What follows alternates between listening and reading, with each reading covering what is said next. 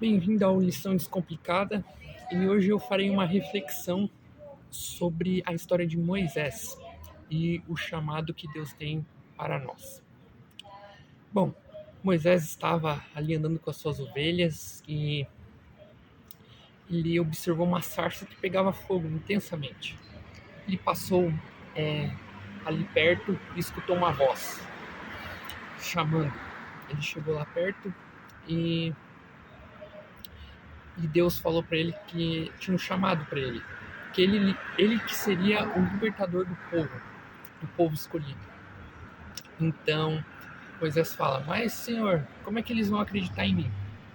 Daí Deus fala para ele: pega essa vara que está na tua mão e joga ela na terra e você vai ver o que vai acontecer.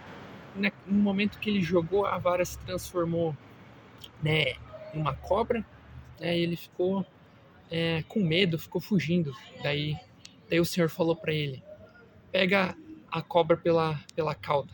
Ele foi lá, pegou, e ela se transformou em cajado de novo. Daí ele ainda ficou meio com medo ainda, e daí Deus deu outro sinal para ele.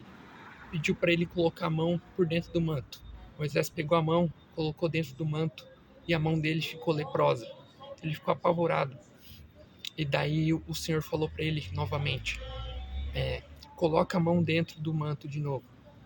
Ele foi lá, colocou a mão dentro do manto, e a mão dele ficou limpa, como a mão de um recém-nascido. Mas, diante de tudo isso, de todos esses sinais, Moisés ainda duvidou do Senhor. Falou: Senhor, eu sou pesado de língua, Senhor, eu não sei falar direito.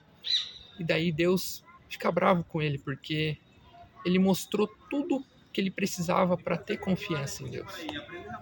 E mesmo assim, ele duvidou. Mas mesmo relutante, ele atendeu o chamado de Deus e foi lá falar com o faraó. Você já pensou que Deus tem um chamado para a sua vida? E você tem a opção de aceitar esse chamado ou não. A mesma coisa aconteceu com Moisés. Ele teve essa opção de rejeitar o chamado, mas ele escolheu aceitar o chamado de Deus, e Deus fez coisas maravilhosas na vida dele. O tornou o líder do povo escolhido, habilitou ele a abrir o mar, fez coisas inimagináveis. E Deus tem um chamado para a sua vida. Ele quer que você faça coisas inimagináveis pelo nome dele.